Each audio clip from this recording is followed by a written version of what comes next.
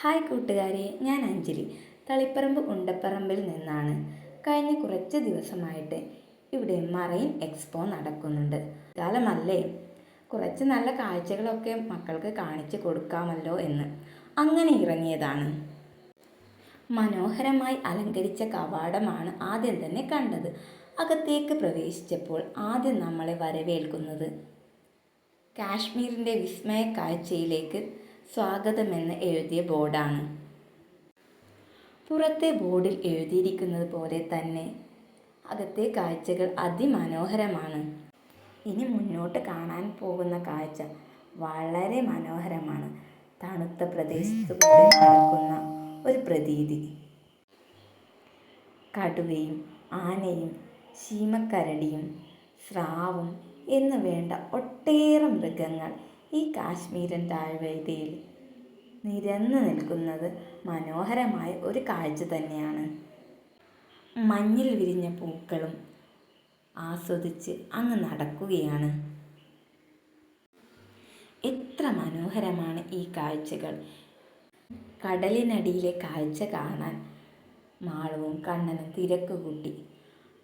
അടുത്ത കാലത്തൊന്നും കണ്ടിട്ടില്ലാത്ത വലിപ്പമേറിയ ടണലും അക്വേറിയവും കടലിനടിയിൽ കാണുന്ന ഭീമൻ മത്സ്യങ്ങൾ, ചെറു മത്സ്യങ്ങൾ, കടൽ ജീവികളും കണ്ടപ്പോൾ അത്ഭുതം തന്നെ തോന്നി.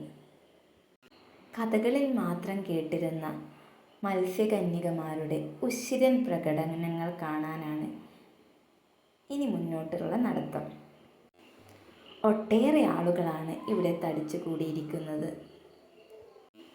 2 മത്സ്യകന്യകമാരും വരുന്ന സന്ദർശകർക്ക് സ്വാഗതം മോദി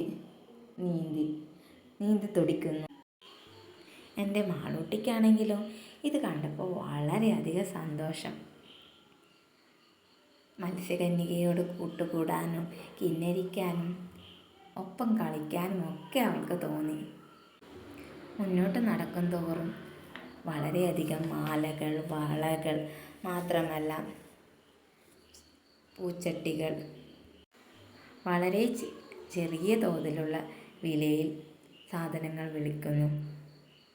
ഇത് മാത്രമല്ല കേട്ടോ, ഇവിടെ പാർക്കുമുണ്ട്. കുട്ടികൾക്ക് കളിക്കാനുള്ള വലിയ തോതിലുള്ള സൗകര്യവും ഉണ്ട്. അവധിക്കാലം ചെലവഴിക്കാൻ പറ്റിയ നല്ലൊരു സ്പോട്ട് കൂടിയാണിത്.